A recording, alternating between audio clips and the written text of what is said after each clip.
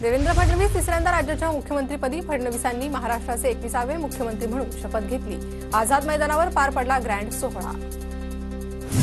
एकनाथ शिंदेंनी उपमुख्यमंत्रीपदाची शपथ घेतली। शपथ घेण्याआधी एकनाथ शिंदे यांच्याकडून बाळासाहेब ठाकरे आणि आनंद दिघेंचं स्मरण। आमदारांच्या मनधरणीनंतर शिंदे मंत्रिमंडळात सहभागी। अजित पवार 6व्यांदा महाराष्ट्राच्या उपमुख्यमंत्रीपदी। अजितदादांकडे अर्थ, जलसंपदा आणि ऊर्जा मंत्री म्हणून काम करण्याचा दांडगा अनुभव। भव्य शपथविधी सोहळ्यानंतर पहिली राज्य मंत्रिमंडळाची बैठक संपन्न। वैद्यकीय मदतीच्या फाईलवर मुख्यमंत्री फडणवीसांची पहिली स्वाक्षरी। पुण्याच्या रुग्णाला 5 लाखांची मदत।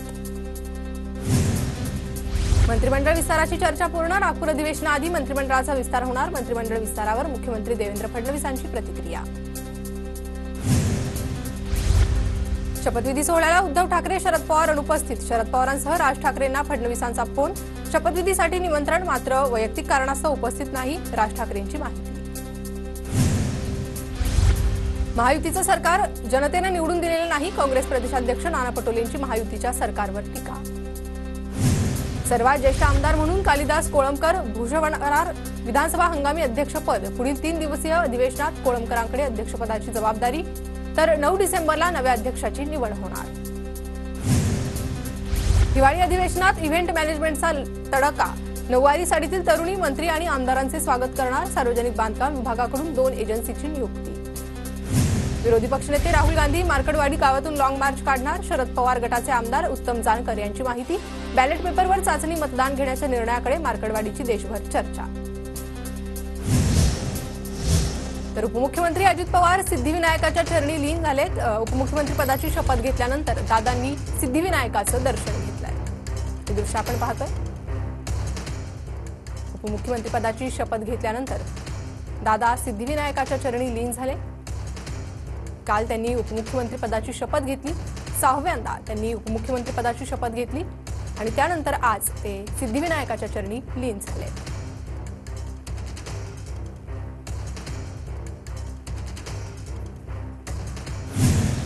जळगावातील अपक्ष उमेदवार अहमद हुसेन शेख यांच्या घरावरील गोळीबाराच्या घटनेचा उलगडा। निवडणुकीत सहानुभूती मिळवण्यासाठी अहमद हुसेन शेख यांनीच गोळीबार केल्याचं तपासात उघड। 5 जणांवर गुन्हे दाखल। चंद्रपुरातील राजुरा विधानसभेचे काँग्रेसचे उमेदवार सुभाष धोटेंचा फेरमतमोजणीसाठी अर्ज।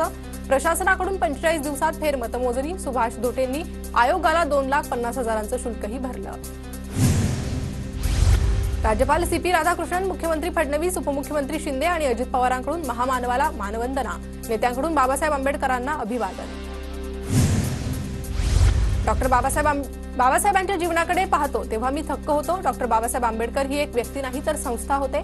फडणवीसांकडून डॉक्टर बाबासाहेब आंबेडकरांना मानवंदना।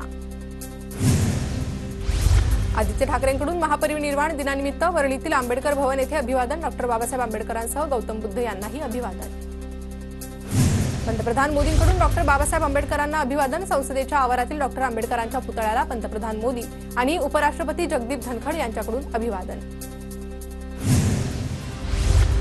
आज डॉक्टर बाबासाहेब आंबेडकरांचा 68वा महापरिनिर्वाण दिन। आंबेडकरांना अभिवादन करण्यासाठी देशभरातील लाखो भीम अनुयायी चैत्यभूमीवर दाखल। आज डॉक्टर बाबासाहेब आंबेडकरांचा 68वा महापरिनिर्वाण दिन। मुंबईत येणाऱ्या अनुयायांसाठी बीएमसीकडून नागरी सेवा सुविधा उपलब्ध। परिसरात स्वच्छता, आरोग्यासह सुरक्षेची विशेष खबरदारी। महापरिनिर्वाण दिनानिमित्त डॉक्टर बाबासाहेब आंबेडकरांना मानवंदना। महामानवाला अभिवादन करण्यासाठी चैत्यभूमीवर गर्दी। वरळी ते वांद्रेला जोडणाऱ्या सागरी सेतूवर विद्युत रोषणाई। महापरिनिर्वाण दिनानिमित्त डॉक्टर बाबासाहेब आंबेडकरांना अभिवादन। महापरिनिर्वाण दिनानिमित्त मेणबत्तीवर रेखाटली डॉक्टर बाबासाहेब आंबेडकरांची प्रतिकृती। चांदवडच्या कलाकाराकडून महामानवाला अभिवादन। अकोल्यामध्ये डॉक्टर बाबासाहेब आंबेडकरांना 68व्या महापरिनिर्वाण दिनानिमित्त अभिवादन। कॅन्डल मार्च काढत डॉक्टर बाबासाहेब आंबेडकरांना अभिवादन। नाशिकच्या मनमाडमध्ये महापरिनिर्वाण दिनानिमित्त डॉक्टर बाबासाहेब आंबेडकरांना अभिवादन। कॅन्डल मार्च काढत महामानवाला मानवंदना।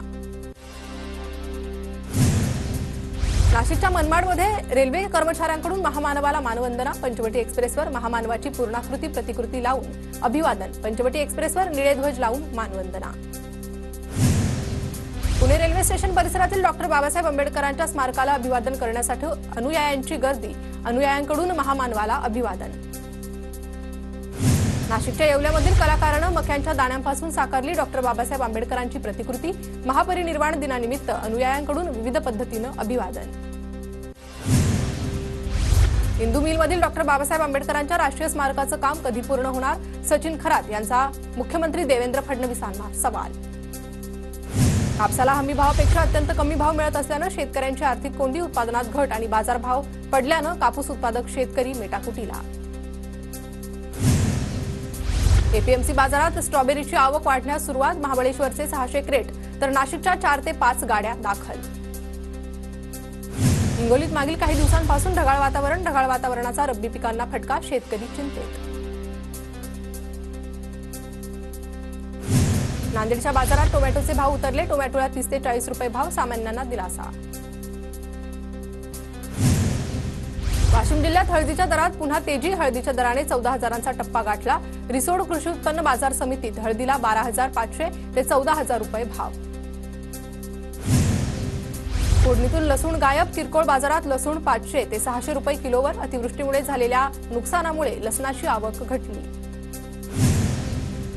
अहिल्यानगरात ढगाळ वातावरणामुळे रब्बी पिकांवर रोगांचा प्रादुर्भाव। महागड्या औषधांच्या फवारणीमुळे शेतकऱ्यांचं आर्थिक आणि गणित कोलमडलं। रोगांमुळे उत्पादनावर 45% परिणाम होण्याची शेतकऱ्यांना भीती। कोल्हापूर, सातारा, सांगलीला पावसाचा येलो अलर्ट। 3 दिवसांपासून राज्याच्या बहुतांश भागात ढगाळ वातावरण। छत्रपती संभाजीनगर शहरासह ग्रामीण भागात ढगाळ वातावरण। काही ठिकाणी पाऊस। तुरीसह कांदा, रोप आणि अन्य पिकांचं नुकसान होण्याची भीती।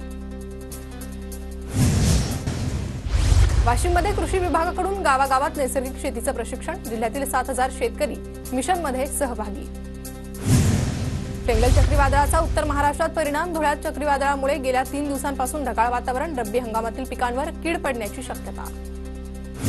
शेतकऱ्यांनी पिकाचा विमा काढण्यासाठी वाशिमच्या चिवरा गावात पथनाट्यातून जनजागृती। 15 डिसेंबरपर्यंत पिकाचा विमा काढून घेण्याचं कृषी विभागाचं आवाहन। बुलढाण्याच्या घाटबोरीमधील महाराष्ट्र बँकेत शेतकऱ्यांची अडवणूक। पीक कर्ज दिलं जात नसल्याचा आरोप। संभाजी ब्रिगेडची बँकवर धडक। शेतकऱ्यांचे प्रश्न तत्काळ मार्गी लावण्याची संभाजी ब्रिगेडची मागणी।